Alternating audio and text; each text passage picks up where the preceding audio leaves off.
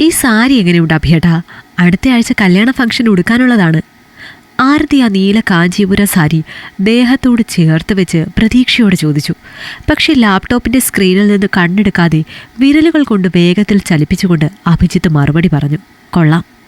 ഒന്ന് നോക്കിയിട്ട് പറയാം അഭിയേട്ടാ, അന്ന് ചേട്ടത്തി വന്നപ്പോൾ കൊണ്ടുവന്ന സാരിയാണിത്. അഭിജിത്ത് അല്പം ദേഷ്യത്തോടെ ലാപ്ടോപ്പ് ടേബിളിലേക്ക് അമർത്തി അടച്ചു വെച്ച്, ആരതി, എനിക്കിപ്പോൾ സാരിയുടെ നിറം നോക്കാനല്ല പണി. ഇതൊരു $1 മില്യൺ പ്രസൻറ്റേഷനാണ്. നാളത്തെ ക്ലയൻറ്റ് മീറ്റിങ്ങിൽ ഇത് ശരിയായില്ലെങ്കിൽ കമ്പനിക്ക് നഷ്ടം വരുന്നത് കോടികളാണ്. നിനക്ക് എപ്പോഴെങ്കിലും അത് മനസ്സിലാവുമോ? ആരതിയുടെ മുഖം മങ്ങി. അവൾ പതുക്കെ സാരി മടക്കി വെച്ചു. എനിക്ക് മനസ്സിലാകും അഭിയേട്ടാ, പക്ഷേ ഇവിടെ ഒരു നിമിഷം എന്നെ ശ്രദ്ധിക്കാൻ പോലും നേരമില്ലെങ്കിൽ ഈ പണം കൊണ്ട് നമുക്ക് എന്ത് ചെയ്യാനാണ്? വീണ്ടും പഴയ പല്ലവി. നിനക്ക് സുഖമായി ജീവിക്കാൻ വേണ്ടി ഞാൻ രാപ്പകലില്ലാതെ കഷ്ടപ്പെടുന്നത്, എന്നിട്ട് നിനക്ക് പരാതിയാണല്ലോ ആരതി.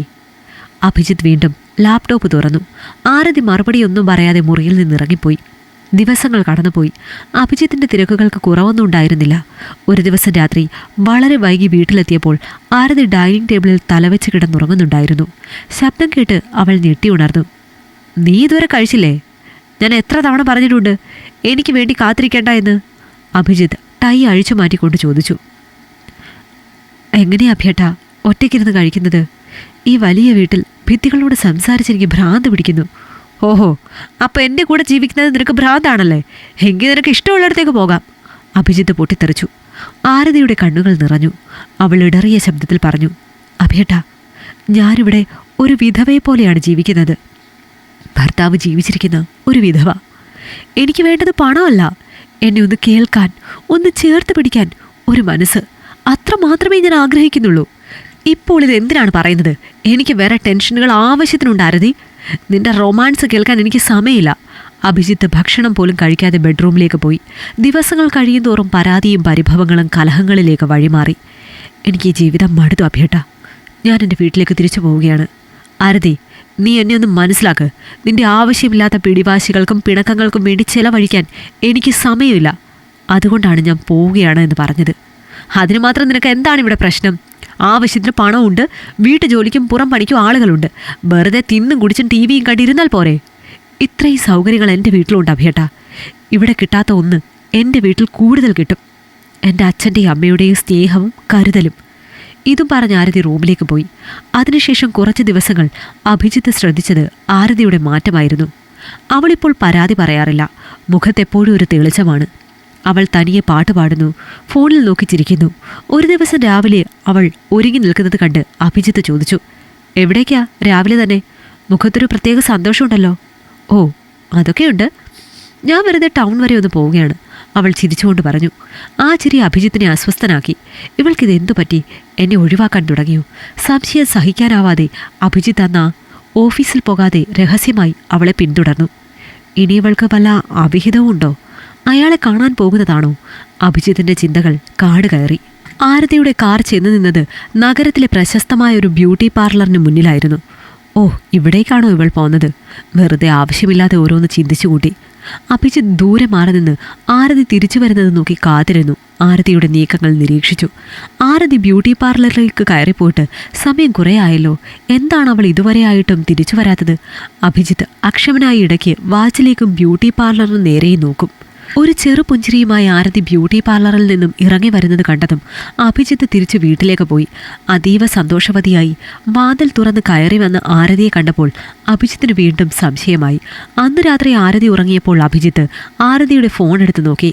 എന്നാൽ സംശയിക്കത്തക്ക വിധത്തിൽ ഒന്നും ഫോണിലുണ്ടായിരുന്നില്ല. പിറ്റേന്ന് അതിരാവിലെ തന്നെ ഉണർന്ന അഭിജിത്ത് ആരതി പോയ ബ്യൂട്ടി പാർലറിന് മുന്നിലെത്തി. പാർലറിന് മുന്നിലെ വലിയ ഫ്ലെക്സ് ബോർഡ് അയാളുടെ കണ്ണിൽപ്പെട്ടു. നിങ്ങൾ മാനസിക സമ്മർദ്ദം അനുഭവിക്കുന്നുണ്ടോ? ഞങ്ങളെ സമീപിക്കൂ. ഹഗ് തെറാപ്പിയിലൂടെ നിങ്ങളുടെ സമ്മർദ്ദം ഞങ്ങൾ മാറ്റുന്നു, വെറും 200 രൂപയ്ക്ക്. അഭിജിത്ത് ഞെട്ടിപ്പോയി. ഹഗ് തെറാപ്പിയോ? 200 രൂപ കൊടുത്താൽ ആരെയും കെട്ടിപ്പിടിച്ച് ആശ്വാസം നേടാമെന്നോ? ഇതിനാണോ ഇവൾ സന്തോഷത്തോടെ നടക്കുന്നത്? അന്ന് വൈകുന്നേരം വീട്ടിലെത്തിയ അഭിജിത്ത് കരുതുള്ളുകയായിരുന്നു. ആരതി വാതിൽ തുറന്നതും അയാൾ അലറി. ആരതി, നിനക്ക് നാണമുണ്ടോ? വെറും 200 രൂപയ്ക്ക് അന്യപുരുഷനെ കെട്ടിപ്പിടിച്ച് ആശ്വാസം കണ്ടെത്താൻ പോയിരിക്കുന്നു. ആരതി കുലുങ്ങിയില്ല. അവൾ ശാന്തമായി അയാളെ നോക്കി. അതെ, ഞാൻ പോയി. അതിലെന്താ തെറ്റ്? സ്വന്തം ഭർത്താവിൻ്റെ നെഞ്ചിൽ ഒന്ന് തല ചായ്ക്കാൻ എനിക്ക് അനുവാദമില്ല. ചോദിക്കുമ്പോൾ ആട്ടും തുപ്പും മാത്രം. എനിക്കും ജീവിക്കണ്ടേ അഭിയേട്ടാ? വെറും 200 രൂപയ്ക്ക് അവിടെ കിട്ടുന്ന സ്നേഹം പോലും എനിക്കിവിടെ കിട്ടുന്നില്ലല്ലോ. നിർത്തടി. നിനക്ക് സ്നേഹമാണ് വേണ്ടതെങ്കിൽ അത് പുറത്തു പോയി വാങ്ങാൻ ഞാൻ സമ്മതിക്കില്ല. എന്നെ നാണം കെടുത്താൻ വേണ്ടി ഇറങ്ങിയിരിക്കുകയാണല്ലേ? അഭിജിത്ത് രോഷം കൊണ്ട് പൊട്ടിത്തെറിച്ചു. അപ്പോഴാണ് അഭിജിത്തിൻ്റെ ഫോൺ ബെല്ലടിച്ചത്. സുഹൃത്ത് അജയാണ്. എടാ അഭി, നീ ഒരു പുതിയ വാർത്ത അറിഞ്ഞോ? ടൗണിലെ ജെൻസ് പാർലറിൽ പുരുഷന്മാർക്ക് സമ്മർദ്ദം കുറയ്ക്കാൻ ഹഗ് തെറാപ്പി തുടങ്ങിയിട്ടുണ്ട്.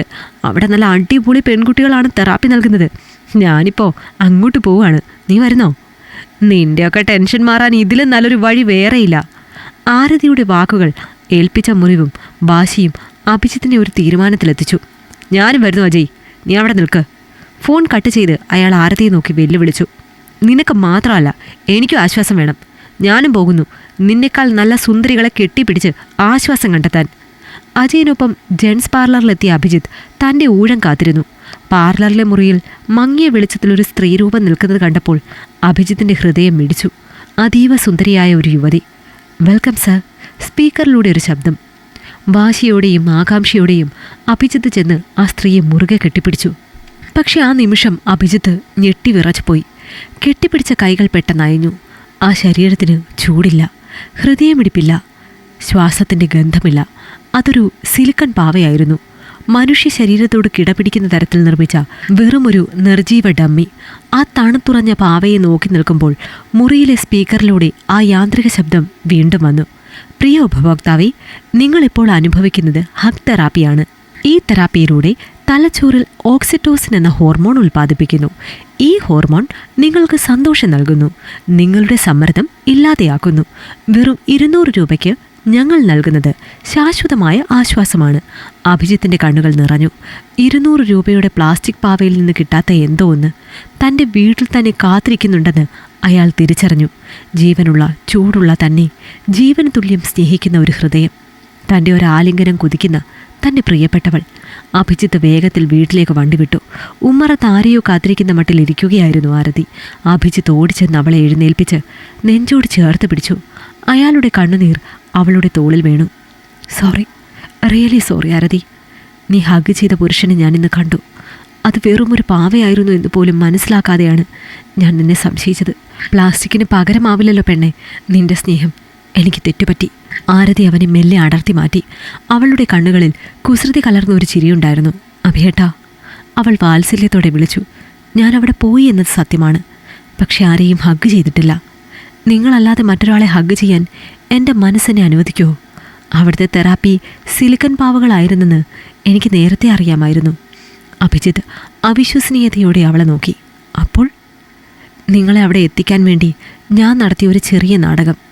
അജയ് ചേട്ടനെ കൊണ്ട് ആ സമയത്ത് വിളിപ്പിച്ചതും ഞാൻ തന്നെയാണ്.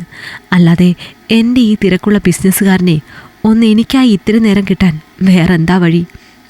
അഭിജിത്തിൻ്റെ മുഖത്ത് അത്ഭുതവും സ്നേഹവും ഒന്നിച്ചിരിഞ്ഞു.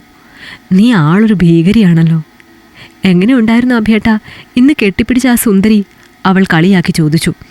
അവൾക്ക് നല്ല ഭംഗിയുണ്ട്, പക്ഷേ അഭിജിത്ത് അവളെ വീണ്ടും ചേർത്ത് പിടിച്ചു. ഈ ഹൃദയമിടിപ്പിൻ്റെ ചൂടില്ല, ഈ സ്നേഹത്തിൻ്റെ ഊഷ്മളതയില്ല. ഇതിലും വലിയൊരു തെറാപ്പിയും ഈ ലോകത്തില്ല ആരതി. ആരതി അവൻ്റെ നെഞ്ചിലേക്ക് ചാഞ്ഞു. ആ വീടപ്പോൾ ശരിക്കും ശാന്തമായിരുന്നു. ഇഷ്ടമായെങ്കിൽ ലൈക്ക് ചെയ്യൂ. നിങ്ങളുടെ അഭിപ്രായങ്ങൾ കമന്റായി രേഖപ്പെടുത്തൂ. കൂടുതൽ കഥകൾ കേൾക്കാൻ ഈ ചാനൽ സബ്സ്ക്രൈബ് ചെയ്യൂ.